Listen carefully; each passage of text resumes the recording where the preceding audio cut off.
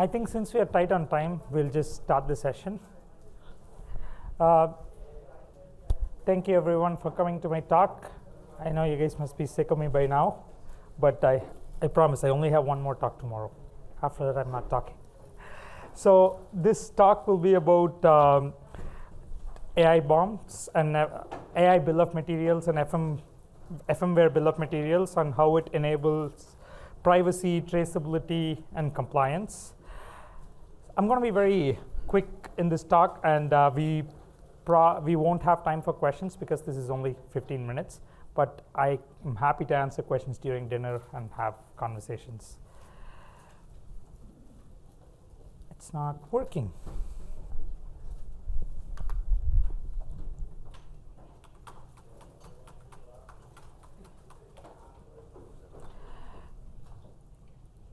Okay. So, Gustavo already covered this a bit. Why do we need standards? Standards enable reliability, interoperability, trustworthiness, and safety. And with software evolving rapidly, we kind of need standardized, and everyone coming up with their own tooling, own spec, we need tooling. An example of why this was very important is when Mars Orbiter was launched, it kind of crashed because there was no standard software interface specification, and they were using SI units and US units, and because of the wrong impulse calculation, the whole satellite exploded. So that's where hopefully that motivates you for why standards are very important.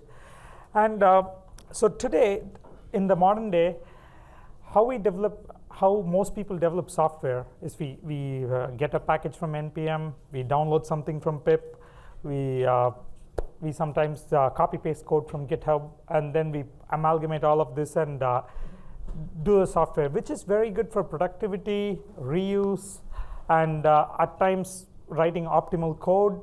However, the vulnerabilities and all the different problems exist with this assembly-based programming. And so bill of materials will help with that. And to answer what bill of materials was, which many people ask me at different points in time, the first question is, would you consume this soup? The question that you would ask yourself is, what's in it, before you start consuming it, right? And you will consume if it's just chicken, broccoli, and tomato, and probably some of you will not consume it if it has a dragon in it. So this is what a bill of material does. It documents all the ingredients. And the great news right now is software bill of materials is required by the US government to be shipped as part of your software. And AIBOM extension can be used to represent the AIware ingredients. And let me motivate what is AIBOM a little bit more in detail. It is just like software bombs. AIBOM is a detailed recipe for an AI software, and it lists all the data, the algorithm, the libraries that go into making it.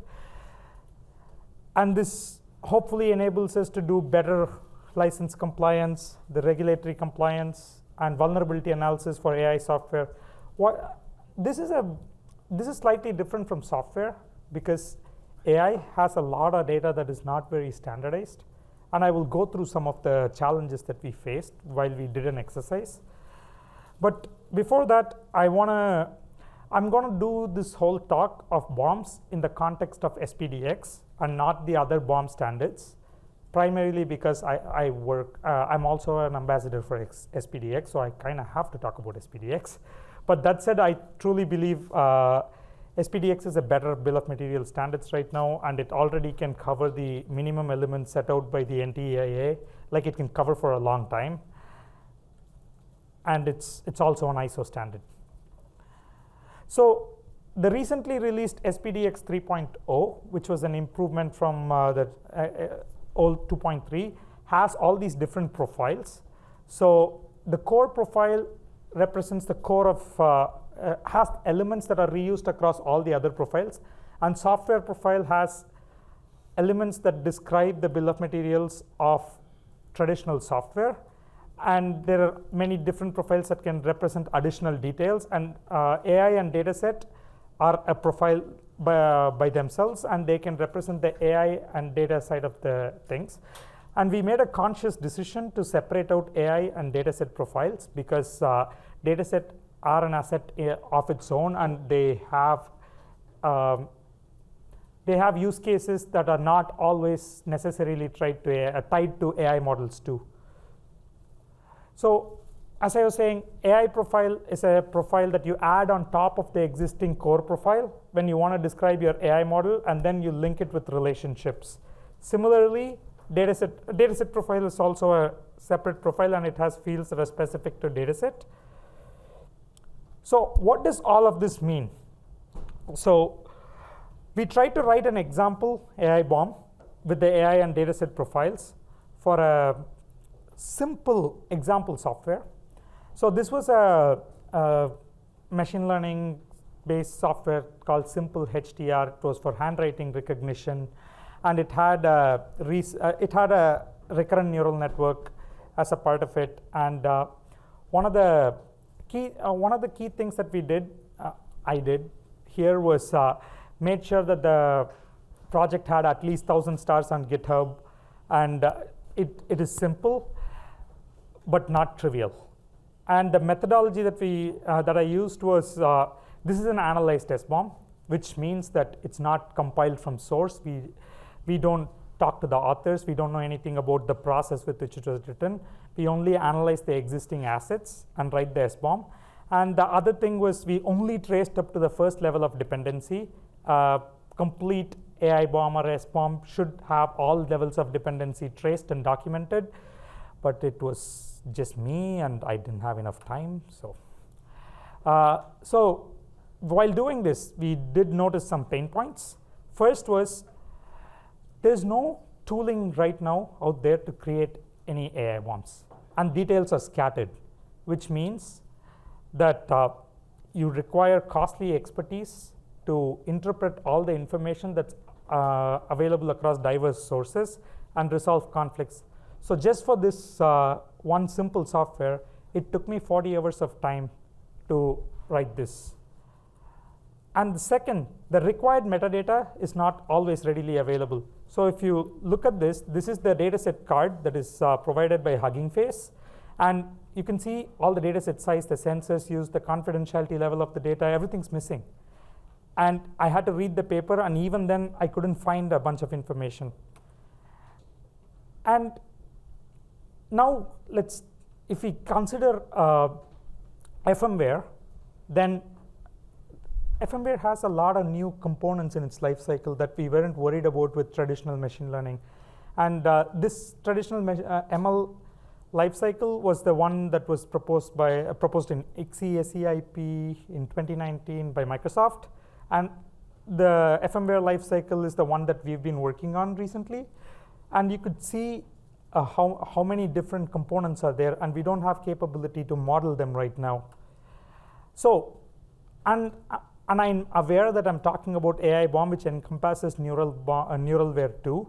But because we still don't know how to do bombs for NeuralWare that very well, I'm kind of merging it together. So the first challenge, which, and I'm going to talk mostly about call to researchers here, and we can discuss more during dinner. It is very difficult to automate, to create tools or to automate AIBOM generation because information is not available in one place in a coherent fashion. You have to typically read papers, you have to typically go through different sections of the website, and it's just painful.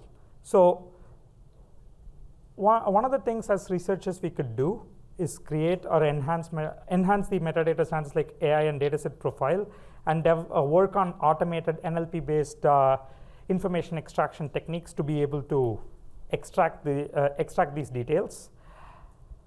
And even though we just released AIBOM and it's just on its way to become a standard, it can't really represent FMware very well. And given how fast FMware came up, so just to give you context, right? Like we started the work on AIBOM in late 2021 or early 2022, and it took till 2024 for it to be released. And FMware caught us unaware. And we couldn't really, so we made a conscious choice to represent NeuralWare well. And I'm happy to say that SAP did an independent analysis by taking our AIBOM, SPDX AIBOM standard, and they did a vulnerability analysis, license compliance analysis, and they found out even compared to Cyclone DX, they were able to, just using the metadata available, they could do all of these analysis successfully. So it does NeuralWare well, and we're trying to start working on FMware. And second, AI regulations are very complicated and vague, and EU AI Act is going to be enforced in 6 months, and there are various governments forming its own enforcement organizations. But AI Act mandates things like sufficient transparency, appropriate human oversight, without mentioning the conditions for sufficiency or conditions for appropriateness. So as researchers, it's important to develop frameworks that map these regulatory requirements into actual system requirements so that people can implement it. And I know it sucks, and I know it's boring, but we have to engage with policymakers and advocate for actionable regulatory guidance, not just vague or generic general guidance. And the third, and one of my favorite challenges, is doing license compliance is hard. It's very hard. So for example, CFERT and Dataset, let me do this example, ImageNet.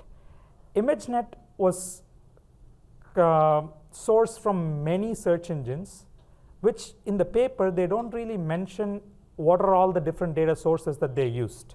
They only say data source 1, data source 2, and several other data sources. But all of these data sources have licenses. All of these data sources has different terms of use. And then if you and then ImageNet itself has its terms of use. Now if you use a model to train this data, and then you license this model with a different license, how does all this license interaction work? So understanding the data lineage is hard. And now with FMware, what license applies for the synthetic data that you generate, which is what, third order dependency or fourth order dependency right now? And so we need to collaborate to identify what is synthetic data as copyright and have automated methods to get provenance and lineage. Yeah, right now we cannot capture process. We only capture a lot of details. And there is some process that's being captured, but with EU AI Act's emphasis on process capturing and risk management, a lot more process details need to be captured, and identifying the whole FMware lifecycle and then being able to represent it in a bill of materials fashion is going to be very important. And finally, yeah, I already spoke enough about this. So we have a white paper that got recently published about the AIBOM. So anyone who's interested in this area, I urge you guys to read it. And I just want to give a quick shout out for all the different representatives from the companies who worked with us on this standard. And this is a summary. We meet every Wednesday at 3 p.m. EST to work on SPDX 3.1 to enhance the AI and dataset profiles to be able to represent FMware BOMs. So if you guys are interested, please come to the working group. We're a friendly bunch. We'd love your input. Thank you.